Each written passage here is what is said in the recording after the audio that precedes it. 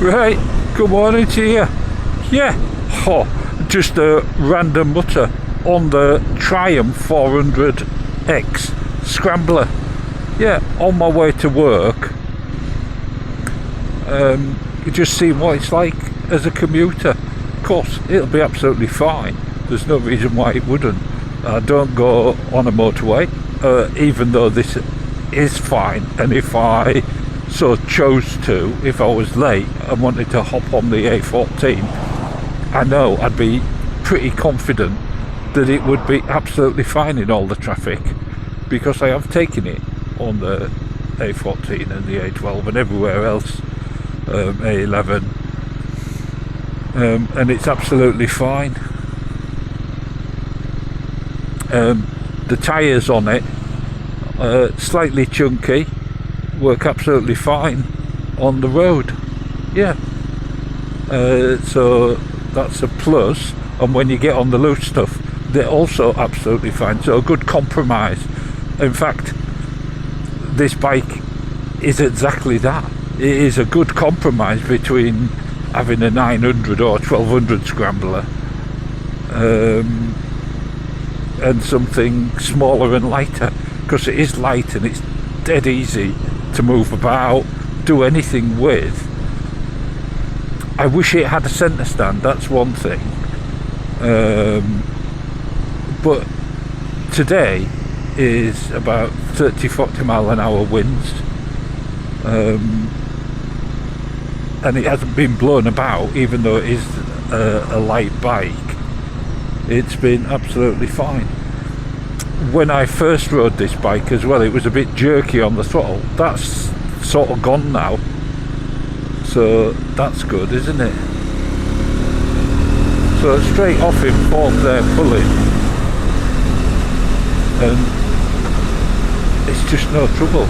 It's ideal for what I want, I think, as ideal as a bike can get. Would I have liked it to look a bit more retro? Well, Scramblers, I don't know, what does a retro Scrambler look like? They haven't changed much over the years, have they? Really? I think, you look at modern day Scramblers, they don't look much different to what they used to. And that comes down to function over form, isn't it? Yeah, the design for a particular job. This bike's been designed for a multitude of jobs. A bit of rough roading, road, being high up, a tall big bike for tall big people, I guess. Yeah, if you're sure, you're going to be disappointed, but you have got the speed.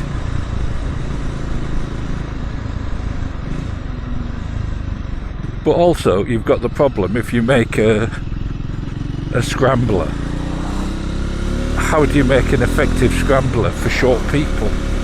I don't know. I guess the classic 500. Yeah, oh, that Dave Scott.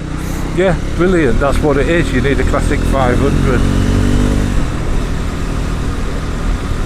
The sound of the exhaust seems to have improved as well, and I'm sure you could get an aftermarket. I mean, the trouble is, this one looks so nice just as it is. I don't know what would happen if you took the baffle out, if you can get the baffle out. I'm not sure. The baffle's probably further down on this. I don't know.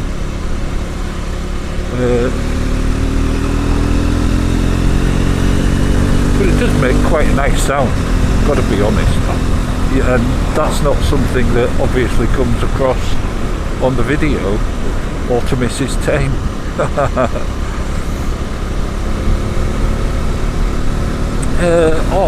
So throw some bags on it and I'd be happy to go anywhere on it.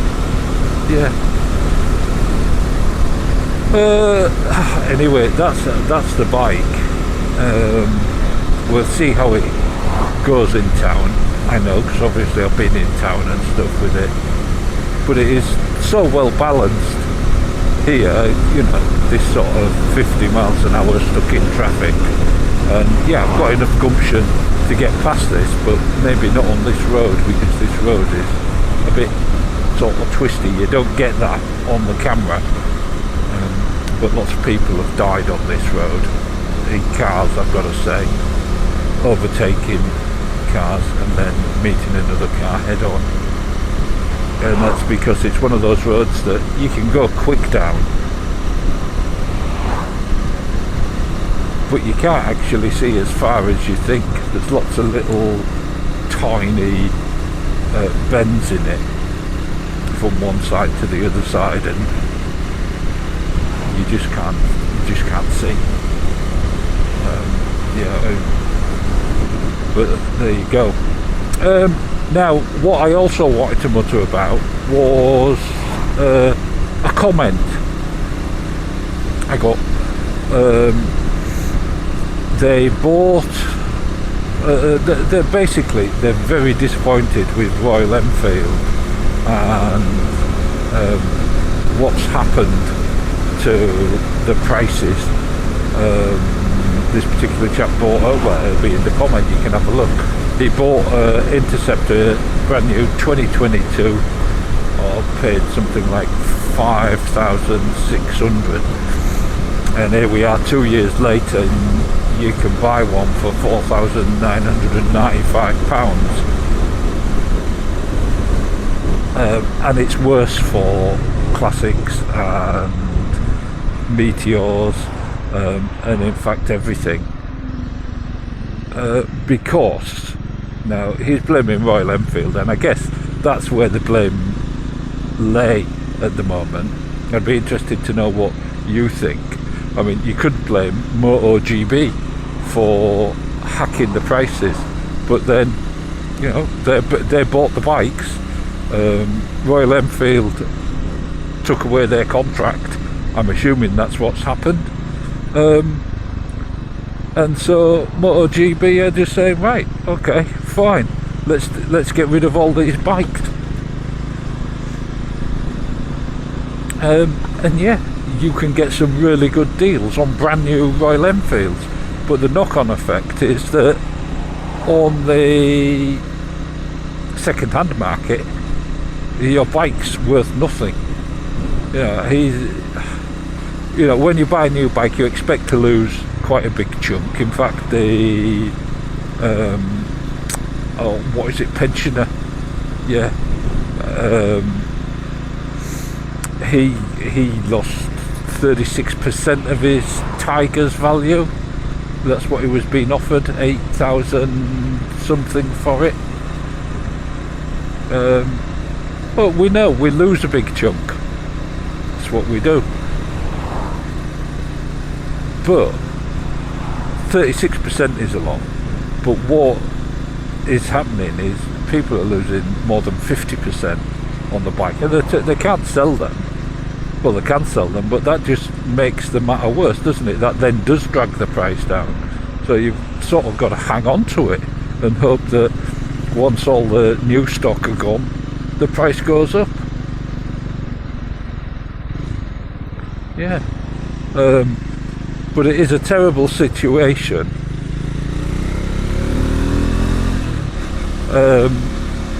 Of which I don't know what the answer is, to be honest, other than hang on to your bike. It's also a shame for the Royal Enfield dealers, and now I do know, my personal opinion is that some Royal Enfield dealers have not been treated particularly well by Royal Enfield. They've been left to pick up the pieces of a warranty system that was in tatters, parts supply that's virtually non-existent, and bikes that have a number of issues. Yeah, not major issues, you know, that's not what I'm saying, but little issues.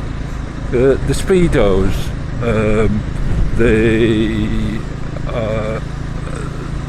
the fueling systems. I mean, even Volcanic Brown's bike, which just blew up. I mean, I haven't heard of anything like that. I've had comments from people about rust. And yeah, rust affects all bikes, but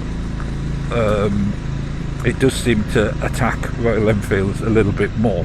And if you talk to Solo Moto UK about Royal Enfields, I shouldn't imagine he would be going anywhere near Royal Enfield for a very long time.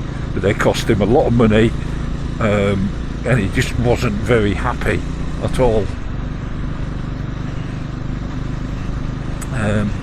Yeah, so what do you think? Royal Enfield, are they getting it wrong?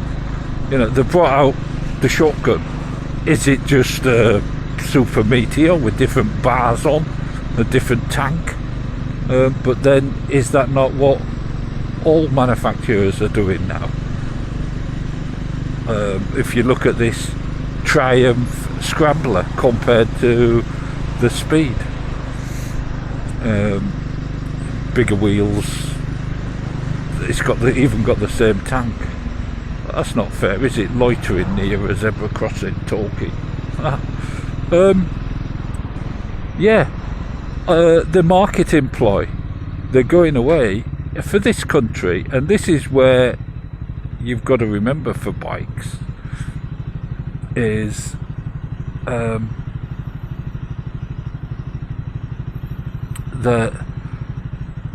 the UK market, as far as Royal Enfield go, is absolutely minute, and therefore do they really care?